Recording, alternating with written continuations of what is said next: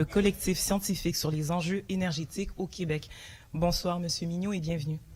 Oui, bonsoir, Madame la Présidente.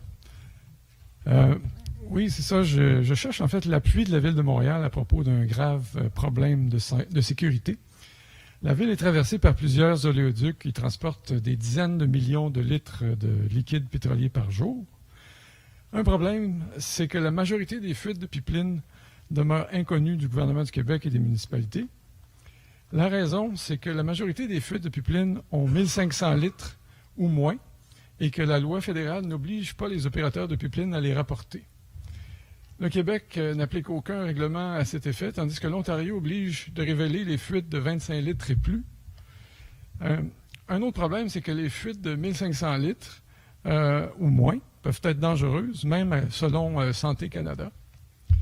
Donc, nous demandons à Ottawa d'abaisser le seuil de 1500 litres. Nous demandons au gouvernement du Québec d'obliger les opérateurs de pipeline à révéler les fuites de plus de 25 litres au gouvernement du Québec et aux municipalités affectées. Alors, ces demandes-là ont été endossées par une trentaine de scientifiques, par plus de 20 organisations environnementales.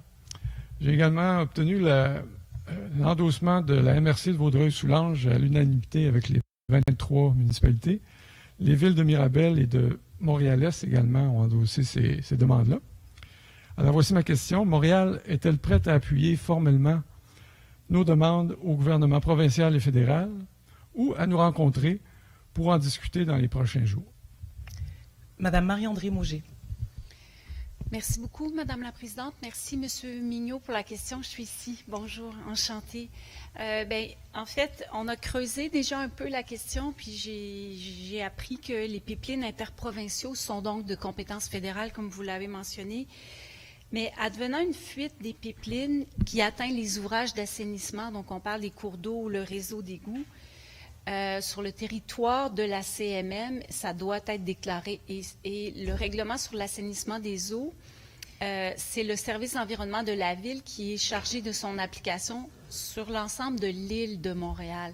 Et cette déclaration-là, obligatoire, advenant une fuite, elle ne comporte pas de minimum. C'est dès que la fuite peut se rendre à un ouvrage, donc un cours d'eau ou égout. Fait que en fait, ce que je vais vous proposer, c'est qu'on organise une rencontre dans le courant des prochaines semaines pour vraiment voir, en fait, par rapport au règlement de la CMM de la communauté métropolitaine de Montréal que la Ville de Montréal applique sur l'île de Montréal. Qu'est-ce qui fait qu'on n'aurait pas les leviers nécessaires à ce moment-là pour répondre à la préoccupation de justement déclarer toute fuite, là, même à moins de 25 litres à ce moment-là. Voilà, je vous remercie. Question complémentaire? Oui, en fait, c'est ça. Je sais que à Terrebonne, il y a eu une fuite de 4000 litres et puis la municipalité n'a pas été informée, seulement le gouvernement du Québec, en 2011, je crois. Alors, 4000 litres, c'est énorme. Alors, je ne sais pas si ça a changé depuis, mais à l'époque, c'est qu'avec la loi fédérale, ils ne sont pas obligés d'informer les municipalités. Donc, je ne sais pas comment ça aurait pu changer depuis.